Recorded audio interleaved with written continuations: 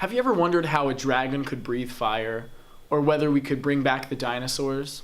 How much science is there in science fiction? I'm Peter Hoffpauir, and this is The Drift.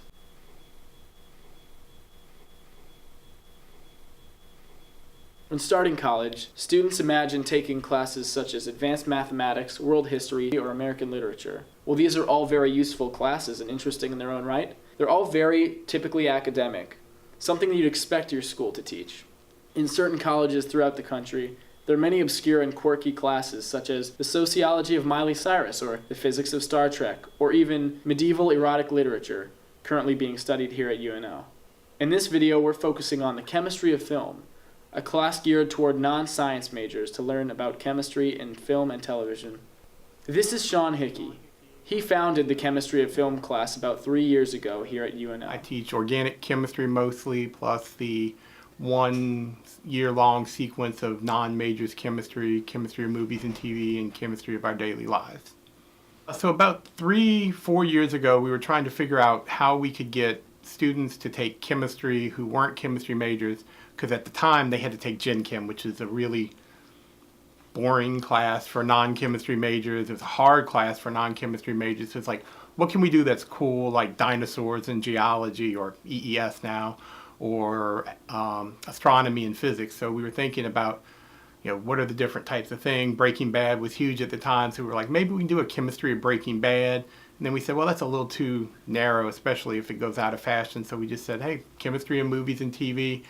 I found a couple of guys on the internet who were doing a lecture here and there, not a whole class, on chemistry of movies and TVs. Talked to them, found some books, and it just kind of blossomed into a real cool class.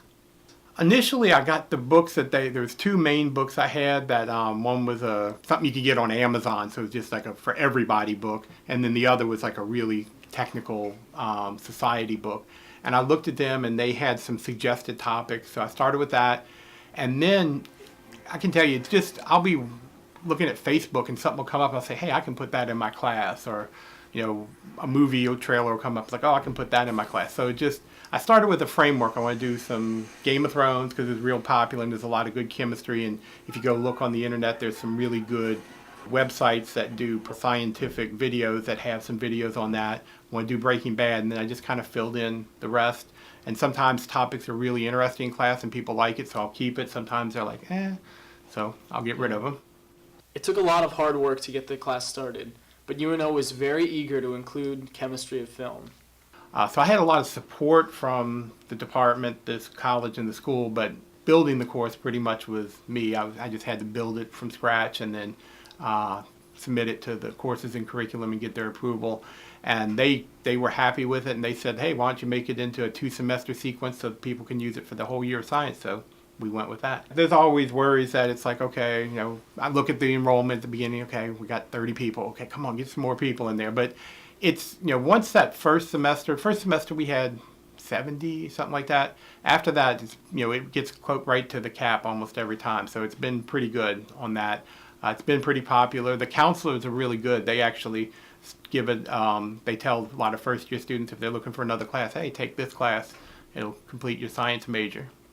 And fair warning to anyone wishing to enroll in his class, there's no restraint on spoilers. I do worry about that, and I have spoiled some stuff for students. So I try, like this semester, I confined Game of Thrones to stuff in the first 3 seasons. So I said, okay, that's at least 3-4 years ago. If you're not caught up, you're probably not going to catch up. If you haven't started watching it, it's probably not going to make any sense to you, so you're going to be spoiled, but you really don't know what it is. Okay. And a lot of the stuff, okay, they all know what's going to happen in Jurassic Park. The dinosaurs are going to come. The future of scientific education is really strong. I mean, we have very strong educational groups within chemistry and with physics, like nationwide. Chemical education is an entire field within chemistry. Same thing with physics education. So we have people who dedicate their time just to education. I think there's going to be more of these type of classes. Physics has astronomy, and it's like physics of music, I think, are the 2 they have. EES has dinosaurs and at least one more EES. And psychology has psychology of sex, but I don't think that counts. The thing I'm glad about is, when I see students and they're excited about it, they come in and they're like, oh, what are we going to learn today? And I always hope that this is something they'll go home and tell their friends about. Hey, guess what I read about or talked about in class today? We talked about this. Can you imagine this?